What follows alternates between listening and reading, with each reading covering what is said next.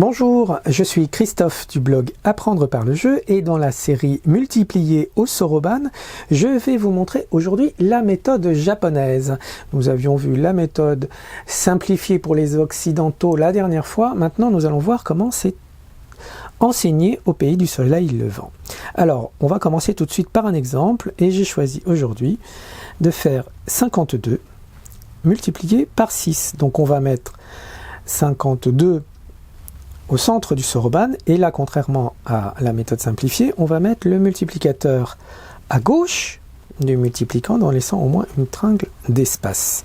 Donc là, j'ai inscrit 52 multiplié par 6, et le résultat, le produit, je vais garder une tringle d'espace, et je vais compter le nombre de tringles de mon multiplicateur, qui est 1, et je vais donc inscrire mon résultat sur la colonne verte.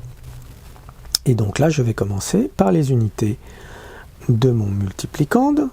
2 x 6, 12, que j'ai écrit, donc j'ai dit sur la colonne verte. Je peux l'effacer, et je dois l'effacer. Et donc là, je fais 5 x 6, 30, que j'écris ici au niveau de la colonne blanche, puisque 30 va s'inscrire au niveau des dizaines de mon produit, et j'ai bien comme résultat 52 x 6 égale 312, mon multiplicand ayant disparu lors de ma manipulation.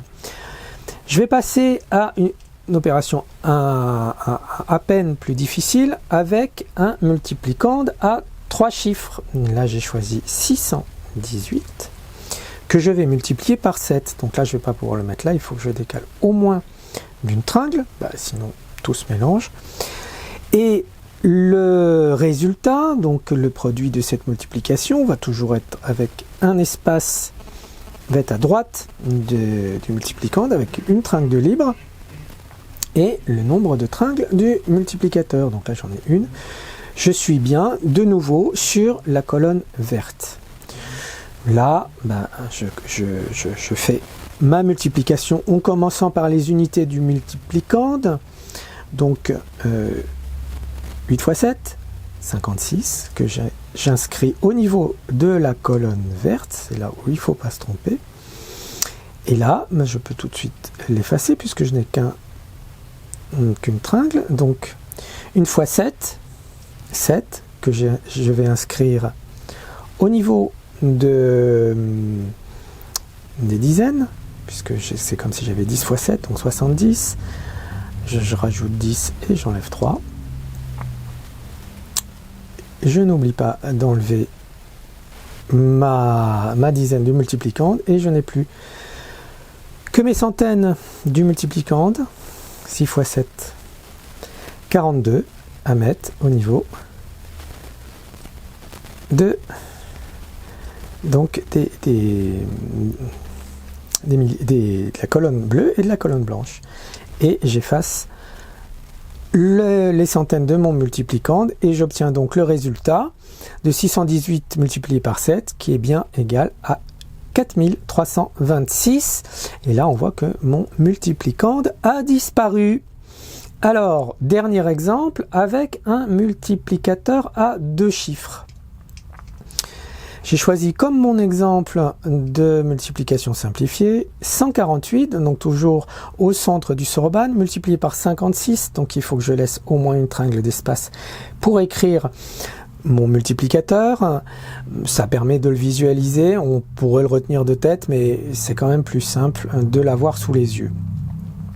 Ensuite, toujours la même règle, je laisse une tringle de libre plus le nombre de tringles de mon multiplicateur. Donc une tringle de libre plus 2 tringles, je vais écrire mon résultat au niveau de la colonne jaune. Et là, contrairement à la méthode simplifiée, je vais commencer par les unités du multiplicand, mais par les dizaines de mon multiplicateur. Donc je fais 8 x 5, 40, mais en fait c'est 8 x 50, donc 400, donc j'inscris au niveau de la colonne rouge, 40 au niveau de la colonne verte, mais les 4 s'inscrivent sur le rouge. Ensuite je fais 8 x 6, 48, que là, je vais bien mettre dans mes unités. Donc 48, mes unités de mon résultat. Et j'en ai fini avec mes unités du multiplicande. Je passe donc aux dizaines de mon multiplicande et que je vais multiplier par 5. 4 fois 5, 20. Mais c'est comme si j'avais 40 fois 50. Donc j'ai 2 unités et je vais donc 40 fois 50. Donc 4 fois 5, 20. Donc que je vais mettre au niveau de mes milliers, puisque j'ai 4 fois 5, 20 et plus de 0, 2000.